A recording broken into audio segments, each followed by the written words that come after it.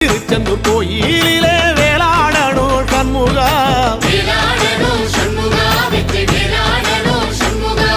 பிள்ளை ஆண்டான் பிள்ளை என வரம் கொடுக்கணும் சண்முகா,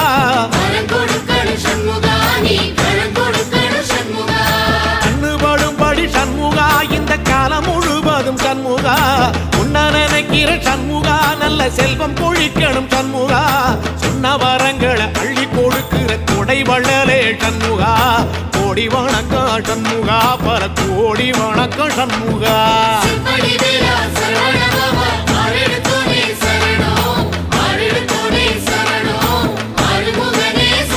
ஐயா மருதமர சத்தியமாகும் அறுபடைய சண்முகா,